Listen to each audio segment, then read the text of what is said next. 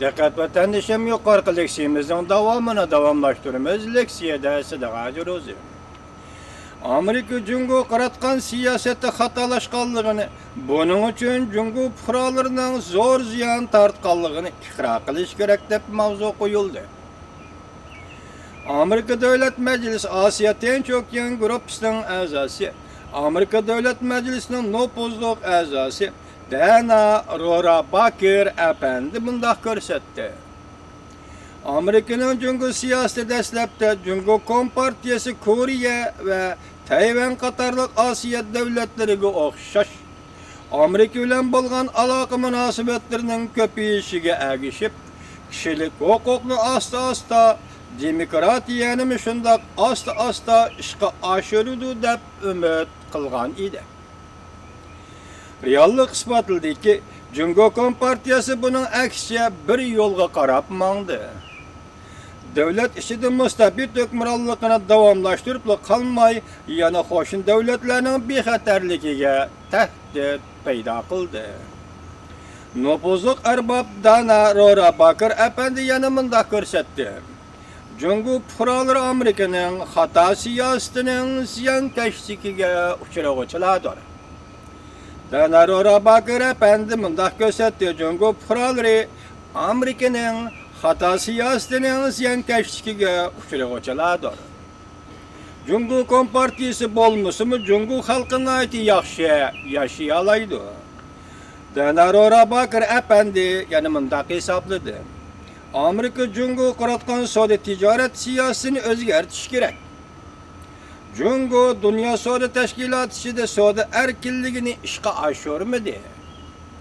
Agar Tiananmen qirg'inchiligi boshlanishdan avval Amerika Cungoga to'g'ri signal tarqatib, agar sen fuqarolar qartib o'q chiqaradigan bo'lsang, Amerika Cungo o'rtasida savdo hamkorlik dialogi shu hamon to'xtaydi degan bo'lsa, Cungoda muncha ko'p odam o'lmagan bo'ladi va demokratiya allburun ishga oshgan bo'ladi. Dana Rohrabacher apandi oxirida mundaq ko'rsatdi. Amerika Qo'shma Shtatlari hukumat o'zining xatoligini tonishi kerak. Cungo bu davlatning boshqa davlatlarga o'xshamaydiganligini tonishi kerak. Halqiliq shundoq bir payti barlig'imizni to'g'ri nishon bo'ylab ilgirilishi kerak. Dana Rohrabacher apandi mundaq ko'rsatdi. Amerika Qo'shma Shtatlari hukumat o'zining xatoligini tonishi kerak. Cungo bu davlatning boshqa davlatlarga o'xshamaydiganligini tonishi kerak. Halqiliq shundoq bir paytda barlig'imizni to'g'ri nishon bo'ylab ilgirlatishimiz kerak va ilgirilishi kerak. Chunki Amerikaning Cungo siyosati muhim burilish nuqtasiga yetib keldi deb mavzu qo'yildi. Amerika Davlat Majlisi Tashqi munosabatlar komiteti Osiyo Tinch okean gruppasining raisi Shoujalong mundaq ko'rsatdi. Cungoning hozirgi holati va Cungo Kompartiyasining harakatlari Amerikaning Cungo siyosatini belgilashida eng muhim omil bo'lishi kerak. Bu yil 5-oyda Shangani ziyorat qilishdan burun Shoujalong apandi Shangang o'quvchilar birlashmasining kotibi Lo Guansong va avvalgi kotibi Jo Yinkang bilan ko'rishgan. Undan keyin Shangani 3 kun ziyorat qilish jarayonida Shangang ma'muriyatining a'zolari va qonun chiqarish komitetining a'zolari bilan ko'rishgan. Shoujalong mundaq ko'rsatdi.